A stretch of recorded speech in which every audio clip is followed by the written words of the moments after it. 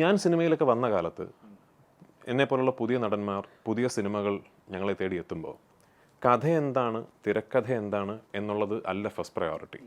ആരാണ് സംവിധായകൻ, ആരാണ് നിർമ്മാതാവ്.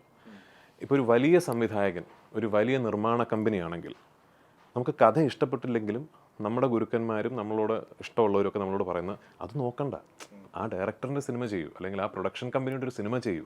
കാരണം അവർ നമ്മളെ വെച്ചൊരു സിനിമ എടുക്കുന്നു എന്ന് പറഞ്ഞാൽ നമുക്കൊരു വലിയ എൻഡോഴ്സ്മെൻ്റ് ആണത്. അപ്പോൾ നമ്മളൊരു അംഗീകരിക്കപ്പെട്ട നടനായി എന്നൊരു തോന്നൽ അല്ലെങ്കിൽ ഒരു ധാരണ ഇൻഡസ്ട്രിയിൽ ഉണ്ടാകുന്ന പോലെയാണത്. ഇന്നതല്ലല്ലോ. എത്ര വലിയ ഡയറക്ടറുടെ സിനിമയാണെങ്കിലും എത്ര വലിയ പ്രൊഡക്ഷൻ ഹൗസ് ആണെങ്കിലും ഒരു സ്ക്രിപ്റ്റ് ഇഷ്ടപ്പെട്ടില്ലെങ്കിൽ ഒരു പുതുമുഖ നടന് പോലും എനിക്ക് ആ സ്ക്രിപ്റ്റ് ഇഷ്ടപ്പെട്ടില്ല, അതുകൊണ്ട് ഞാൻ ചെയ്യുന്നില്ല എന്ന് പറയുന്നതിൽ ഒരു തെറ്റും ഇന്നില്ല. ഇതുകൊണ്ട് തന്നെ ഐ ബിലീവ് എൻ്റെ കരിയറിൻ്റെ രണ്ടാം പകുതി കുറച്ചുകൂടെ എൻ്റെ കൺട്രോളിലായിരുന്നു എന്ന് ഞാൻ വിശ്വസിക്കുന്നു. എനിക്ക് ഞാനൊരു 30 വയസ്സായപ്പോഴേക്കും ഞാൻ കടന്നു ചെല്ലുന്ന പല സിനിമാ സെറ്റുകളിലെയും ഏറ്റവും പ്രായം കുറഞ്ഞ എന്നാൽ ഏറ്റവും എക്സ്പീരിയൻസ് ഉള്ള ആൾ ഞാനായിരുന്നു. അപ്പോൾ അത് ഞാൻ എൻജോയ് ചെയ്യുന്നൊരു ഫേസാണ്.